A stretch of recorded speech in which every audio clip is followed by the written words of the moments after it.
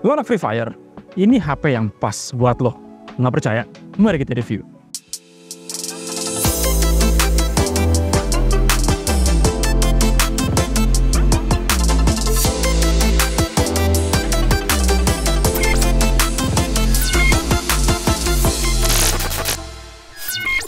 Sekarang kita lagi kedatangan HP Infinix Hot 40 Pro. Ini merupakan HP terbaru dari Infinix di kelas harga yang cukup affordable ya. Tapi dengan spek yang cukup oke. Dan dia ini merupakan penerus dari Hot 30 series yang rilis di tahun baru. Dan di Hot 40 series dia ini yang varian paling tinggi. Di bawahnya dia itu ada Hot 40i yang speknya itu sebenarnya mirip tapi ya di bawahnya dia lah. Tapi untuk sekarang kita bakal review yang satu ini. Nah pertanyaannya, apakah dia bisa meneruskan legasi dari Hot 30 series yang emang udah top tier dari Infinix di tahun lalu? Tapi sebelum kita kesana jangan lupa untuk cek video kita yang lainnya karena kita udah pernah bahas juga HP entry level yaitu Poco C65 yang kalau misalnya kalian mau nonton bisa cek di videonya di atas kiri atas gue. Dan juga jangan lupa untuk klik subscribe channel Upstation Media. Kalau udah, mari kita masuk ke bagian reviewnya. Sekarang kita mulai dari kemasannya. Kemasannya ini tuh kelihatannya emang gaming banget. Jelas-jelas ada tulisan Free Fire di depannya dan juga ada karakter Free Fire yang gue sejujurnya lupa ini siapa. Dan di bagian samping ada tulisan Buyah Now-nya dan di bagian belakang ada kita bisa lihat speknya ya. Kemudian di bagian kotak, di dalam kotaknya kita langsung disambut dengan HP dengan bungkusan plastik khas Infinix-nya. Ada juga buku petunjuk dan juga kartu garansi, kemudian clear case yang wajib banget kalian pakai. Why? Akan gue menjelaskan nanti di belakang ya. Dan juga ada juga charger 33 watt beserta kabel USB Type-C dan juga SIM ejector. Sekarang kita masuk ke bagian desain. Untuk bagian layarnya dulu ya. Dia ini pakai layar punch hole yang udah kelihatan modern banget. Nggak kelihatan kalau ini HP murah. Bezelnya termasuk tipis, cuman di bagian bawahnya itu kelihatan dagunya agak sedikit tebal sayangnya. Cuman nggak terlalu mengganggu banget. Layarnya luas banget karena dia udah pakai rasio screen to body 90,7% yang udah luas banget. Nah, begitu kita ke bagian belakang, ini nih impresinya kayak iPhone banget. Kenapa? Karena kalian lihat sendiri nih, dia punya kamera yang ini tuh jernong banget, ada gede banget 3 biji, kayak iPhone zaman sekarang banget. Bedanya cuman ya ini Android gitu. Dia pakai 3 buah kamera dengan 1 buah flash dan juga ada tulisan 108 megapiksel triple kamera dan juga ada flash di bagian belakangnya dan juga ada bezel untuk kameranya yang tebel banget. Ya emang bener-bener kayak sedikit iPhone banget sih. Ini kayak beneran kayak lumayan mirip kayak iPhone kalau menurut gue.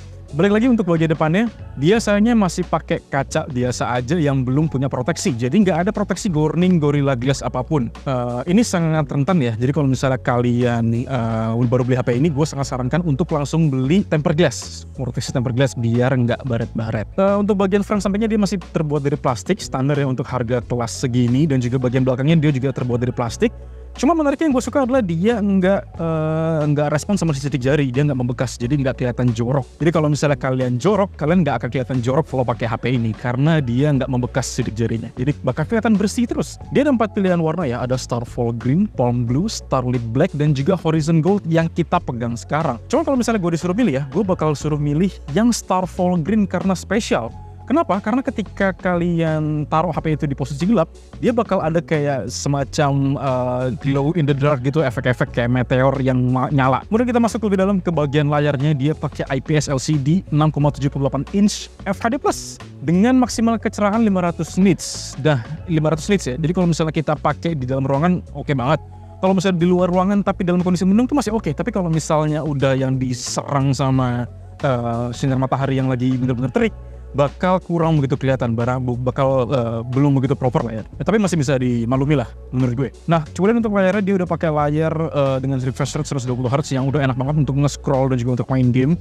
Cuma kalau misalnya kalian ngerasa terlalu boros untuk pakai 120 Hz, kalian bisa turunin pakai mode auto, yang bakal langsung turun ke mode 60 Hz. Jadi ya itu opsional lah ya. Kemudian untuk UI-nya sendiri dia udah pakai XOS 13.5 yang sayangnya memang masih berbasis Android 13. Android 13 itu baru, tapi kan kita sudah punya Android 14 yang lebih baru lagi. Cuman gue masih belum dapat konfirmasi apakah Infinix yang satu ini bakal dapat OS ke selanjutnya atau enggak. Cuman emang sih XOS 13.5 ini masih oke banget, lebih suka dibandingin dengan XOS generasi sebelumnya. Beberapa keunggulan yang kita suka tuh ada dari Magic Ring alias Dynamic Island versi Infinix. Yang bakal aktif kalau misalnya kita lagi nyalain face recognition terus misalnya lagi ngecas dan ketika sudah selesai ngecas ada background call dan juga ketika ada notif low battery dia bakal langsung otomatis nyala. Kedua ada fitur suggestion yang bakal ngasih lihat aplikasi yang sering kita gunakan, dan ketika kita swipe dia bakal otomatis ngasih lihat schedule yang bakal connect langsung ke aplikasi kalender. Jadi bisa kalian setup di situ dan itu sangat praktis. Kemudian ada Lightning multi window yang bakal bikin multitasking kalian makin gampang. Jadi Infinix Hot 40 Pro ini juga punya yang namanya Volux. Dia itu kayak personal assistant punya si Infinix sendiri. Jadi ini baru ya, emang keluaran Infinix. Jadi kurang lebih kayak Google Assistant banget. Cuman sejujurnya gue jarang pakai fitur ini ya. Ini emang fitur yang berguna banget, tapi gue jarang pakai. Cuman yang gue suka dari Infinix Hot 40 Pro ini adalah dari dia punya OS-nya yang di custom. Karena dari kalau dilihat dari packagingnya sendiri, ini tuh HP yang Free Fire banget. HP buat bocah Free Fire. Dan itu tergambar banget dari OS-nya. Kenapa? Karena dari wallpaper-nya sendiri itu udah custom Free Fire. Kemudian dari ikonnya udah Free Fire banget. Dan juga dari screensaver-nya yang udah Free Fire banget. Jadi ya ini emang HP buat bocah Free Fire banget sih. Dan itu emang bener-bener ditunjukin banget sama Infinix. Dan gue cukup suka, gue cukup appreciate dengan totalitas Infinix di sektor itu. Cuman emang kekurangan dari segi OS dari HP ini adalah dari segi upgrade software yang nggak dijamin. Jadi kita belum tahu nih apakah dia bakal dapat upgrade software ke Android 14 atau enggak. Emang belum ada konfirmasi. Tapi ya semoga bakal ada perubahan pikiran ya dari Infinix gitu. Karena kita ngomongin soal fitur, menurut gua untuk HP harga 2 jutaan ini adalah HP dengan fitur yang cukup komplit. Kenapa? Pertama, karena dia udah punya NFC. Ini sangat fitur yang berguna banget ya. Kayaknya semua HP udah punya, harus pakai ini. Karena kayak buat misalnya di jalan kalian mau top up e-money atau sejenisnya tuh bakal gampang banget. Kedua, dia udah punya dual SIM dan semuanya tuh all standby dua-duanya. Dan yang ketiga, dia itu udah punya fingerprint yang di bagian kanan, yang di bagian samping. Dan ini tuh untuk di kelas harga 2 jutaan ini termasuk yang cepat dan responsif loh. Termasuk untuk face recognition-nya ya, dia itu termasuk yang cepat banget. Dan ya gue termasuk yang suka lah. Oh, untuk di harga di kelasnya dia termasuk yang oke. Terakhir, untuk soal audio, dia ini meskipun di harga 2 jutaan tapi udah stereo. Dan audionya ini cukup spesial, karena apa? Kalau misalnya kita ngomongin audio stereo, biasanya tuh audio keduanya tuh dia nyatu sama earpiece-nya, tapi ini enggak. Dia punya audio dedicated di atas earpiece, jadi emang bener-bener terpisah antara earpiece sama speakernya. Cuman masih kalau misalnya kita ngomongin kualitas suaranya dari Infinix Hot 40 Pro ini emang sedikit so-so ya, biasa aja.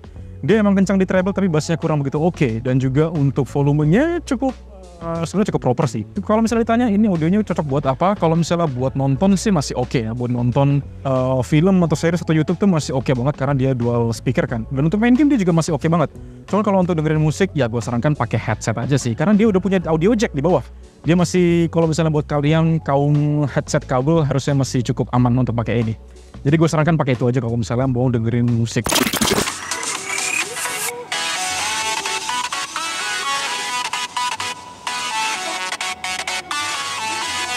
Kita ngomongin soal chipset dan juga tes gaming. Tapi sebelum kita ke sana, gue perlu mention 2 fitur gaming yang ada di HP ini. Pertama adalah X-Boost. Kalau ini sebenarnya fitur yang ada mirip-mirip di HP lain ya. Jadi ketika diaktifkan dia itu bakal langsung ngecek si performa HP ini dan menyesuaikan dengan gamenya. Ada 3 mode yang bisa kalian pilih, yaitu ada low, medium, dan juga high. Dan menurut gue yang paling menarik adalah fitur mate material antena. Jadi ini adalah fitur antena yang diklaim Infinix ukurannya 3 kali lebih besar daripada HP biasa. Keunggulannya di mana? Jadi dia bisa menangkap sinyal lebih baik dan memastikan kalau sinyal yang ditangkap HP ini itu tuh lebih stabil. Efeknya ketika kalian main game online atau game kompetitif kayak misalnya Mobile Legends, PUBG, dan juga tentu saja Free Fire, otomatis koneksinya bakal tetap stabil. Dan itu terbukti ketika kita semasa pengujian itu tuh nggak ngerasain yang namanya tuh lag dalam hal koneksi. Jadi ya menurut gue tuh fitur yang cukup unik sih, dan mungkin harus disematkan ya di HP-HP lain. Mungkin HP lain mesti memikirkan fitur yang serupa dengan Infinix. Dan gue cukup appreciate dengan Infinix karena nyematin 2 fitur unik tadi ke HP ini. Kenapa? Karena 2 fitur itu mampu menopang performa dari chipset MediaTek Helio G99 yang dipakai di HP ini.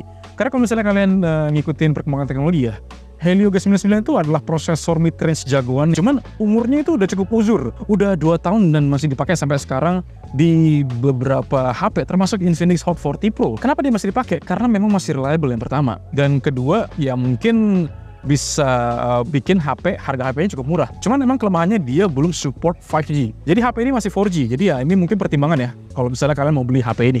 Cuman emang sih Helio G99 itu masih cukup reliable lah kalau misalnya dipakai untuk ngejalanin apps dan juga game di tahun 2024 ini. Cuman kalau ngomongin soal berapa lama dia bisa bertahan, ya itu kita masih belum tahu ya. Tapi at least untuk sekarang ini masih bisa diandalkan banget chipsetnya. Sekarang kita masuk ke bagian tes gaming. Untuk game Free Fire kita main dengan setting high itu bisa dicapai dengan mudah ya, dan nggak ada lag sama sekali. Kayak bener-bener bisa mencapai performa terbaiknya di sini. Kemudian kita juga main PUBG Mobile, itu juga bisa mentok di HD High atau di Balance Ultra. Gyroscope-nya kita ngerasa juga cukup nyaman banget, dan again gak ada nge-lag ketika kita main game ini. Kita juga coba Mobile Legends, game sejuta umat saat ini, dan grafisnya itu bisa mantok di Super Ultra. Sekarang yang agak challenge ya, yaitu di game Genshin Impact. Kita coba di setting low dan dia bisa ngasih performa yang balance di sini. Ketika kita coba ke medium, ini bakal agak maksa sih. Cuman masih bisa jalan, tapi emang FPS-nya agak sering drop.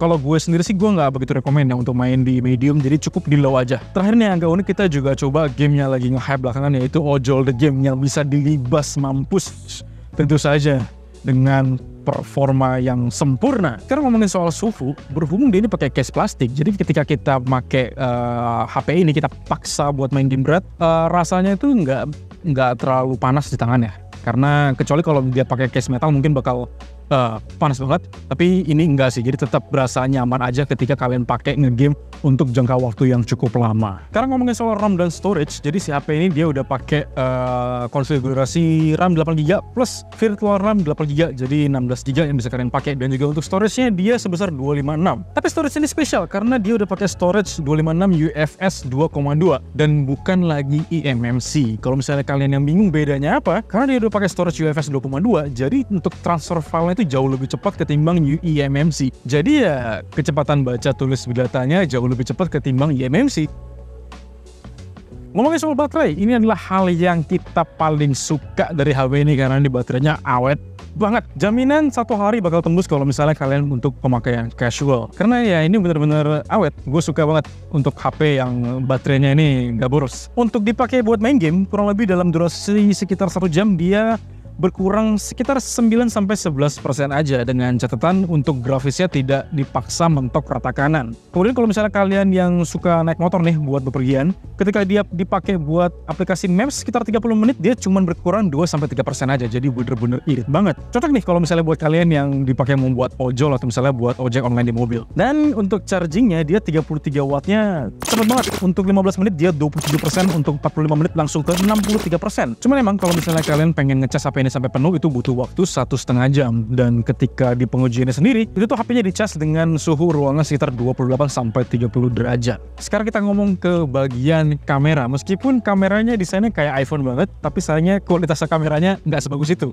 Wajar karena harganya cuma 2 jutaan. Kameranya bisa dipakai nggak? Bisa, tapi memang ya seadanya aja ya. Konfigurasinya dia pakai 3 kamera, yaitu 108 megapiksel untuk kamera utama, 2 megapiksel untuk makro, dan juga AI cam yang fungsinya memang nggak begitu kepake sejujurnya. Pertama 108 megapiksel, untuk dynamic range-nya bagus, awannya masih kelihatan terlihat ya untuk di foto, dan untuk di night mode-nya memang cukup aja, memang meski ada beberapa noise, dan itu juga memang normal ya untuk ketika kita foto di malam hari. Dan memang ketika di night mode emang kita butuh beberapa kali foto ulang sih untuk mendapatkan hasil foto yang diinginkan, karena emang gak semudah itu buat nangkap gambar di kondisi yang gelap banget. Dan again itu wajar untuk di kelas harga 2 jutaan. Kemudian untuk di makro, ini tuh sebenarnya kamera gimmick ya, yang sebenarnya pakai nggak kepake. Cuman ya at least nice lah untuk ada di HP di kelas harga 2 jutaan. Kemudian untuk AI cam-nya sendiri dia akan aktif ketika di mode portrait, dan juga hasilnya itu ya lebih dari cukup sih. Yang menurut gue untuk AI cam-nya bisa banget dipakai, cuman ya pakai ketika butuh aja menurut gue.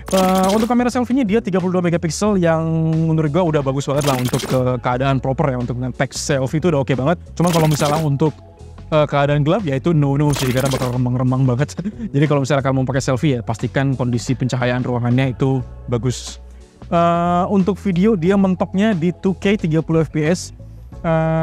Ini oke banget, cuman emang gue sarankan kalau misalnya mau pakai konfigurasi ini, pakainya dalam kondisi yang lagi steady aja. Kalau misalnya kalian mau ngerekam sambil jalan, itu gue saranin pakai di 180p 60 fps, karena dia bakal ada fitur ultra steady yang hanya nyala di konfigurasi itu aja. Jadi bisa kalian sesuaikan aja dengan penggunaan pengambilan video kalian aja. Dia juga ada fitur dual view video yang bakal ngasih lihat untuk kamera depan dan kamera belakang secara bersamaan. Ini fitur gimmick yang sangat berguna. Sekarang kayaknya udah mulai banyak yang pakai ya untuk fitur ini kalau misalnya kalian suka nge-scroll IG story. Jadi ya it's nice to have lah untuk di HP ini. Sekarang kita pakai kamera depan dari Infinix Hot 40 Pro. Gatel. Ya kurang lebih kayak gini sih kualitasnya. Sekarang gue lagi di posisi outdoor dan kalau gue jalan ya masih agak goyang sih. Cuman kalau dari segi kualitas suara gimana? Apakah udah jelas? Kurang lebih kayak gini sih.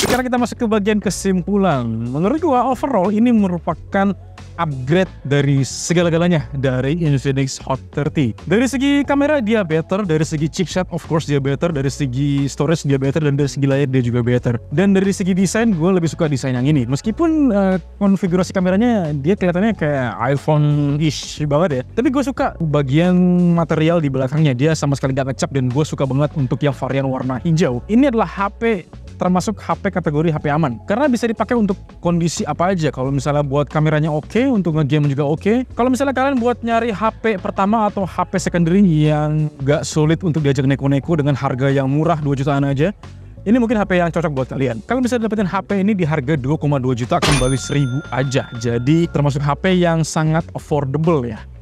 Ini cocok buat kalian yang pertama emang fans banget sama Free Fire karena gimmick Free Fire-nya ada banyak banget di HP ini, mulai dari kemasan dan juga dari UI OS-nya yang di custom sana sini. Kemudian kalau misalnya buat kalian yang nyari HP yang super awet karena dia bisa tahan 1 harian untuk pemakaian casual dan itu jaminan ya, kita udah ngetes sendiri untuk 1 harian itu kalian dia bakal tembus. Dan juga ini cocok buat kalian yang gak masalah dengan prosesor Helio G99 karena kita tahu sendiri itu adalah prosesor kan yang baru, udah 2 tahun, udah cukup lama. Tapi ini tuh HP yang gak cocok buat kalian yang mempermasalahkan prosesornya tadi, Helio G99. Karena apa? Ini adalah prosesor yang umurnya udah 2 tahun dan dia memang belum support 5G. Jadi konektivitasnya masih 4G aja. Kalau misalnya kalian nggak suka dengan konfigurasi kameranya, mungkin ya ini HP bukan untuk kalian ya. Karena pertama ini emang menurut gua agak sedikit kegedean ya untuk kenapa dia bikin jenong ini, gua nggak tahu kenapa.